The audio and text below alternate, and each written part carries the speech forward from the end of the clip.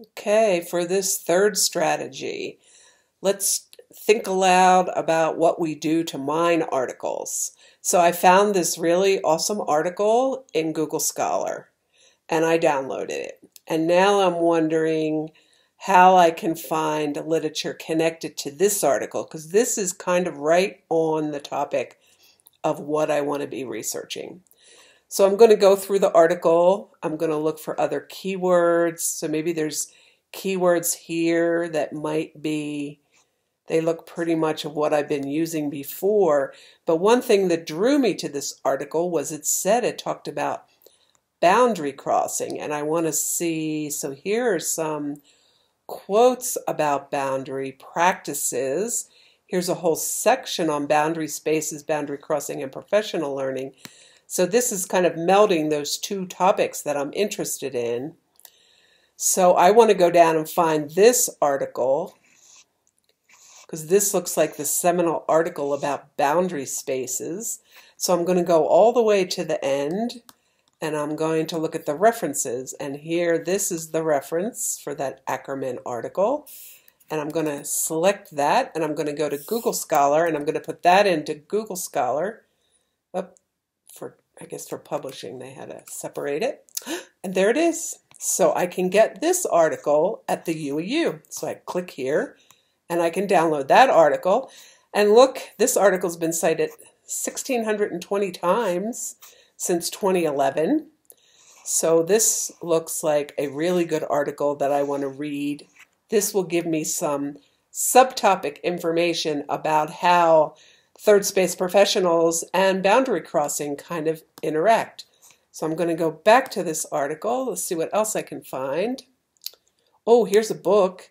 And this one looks like Professional Change, which also I think has to do with boundary crossing. So I'm going to copy that and I'm going to put that into the library catalog and see if I can find that book.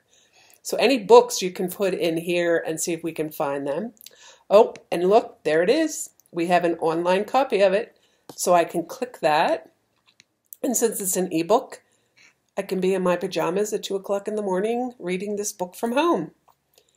So here's the book, and one awesome thing about ebooks is I can go to read online, and then I can search within the topic if I want to. So here's my little search field.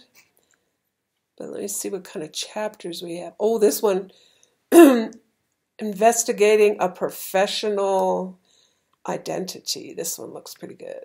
So can I get rid of this menu here? Maybe not. Okay. So this looks like a good chapter, and I'm going to click PDF, and I'm going to download the current chapter. So now I have a chapter from a book, and I have one of the first articles that came out about boundary crossing. And you can go through the references and mine these references for other articles. This one is a qualitative study, so I could look for this book in the library, or I might want to go back here and maybe do and qualitative research. I'm going to put up, and I have to spell and correctly. That would be helpful. And I can do boundary crossing. I'm just going to do boundary crossing and qualitative research. So now it's going to show me qualitative studies. This one's actually published in a journal called Qualitative Research. So I can look at boundary crossing. Seems to be a qualitative topic, doesn't it? I wonder if it's an autoethnography topic too, because that's the kind of research that I'm doing, which is a method of qualitative research. So yes, there is illegal traveler and autoethnography of borders, teacher development and autoethnography. So here that I can download these. This TESOL Quarterly, though, I don't know if this is really a scholarly journal. It doesn't sound right to me. So I'm going to copy that. And I'm going to go back to the library catalog. I'm going to go to databases, and I'm going to go to U for Ulrichs, and I'm going to put that journal into here and see if that is a scholarly journal. And there it is, and it is. So any journal that has this black shield, which means refereed, so it's refereed or peer-reviewed, it's a scholarly journal. So there is something out of Australia called TESOL News.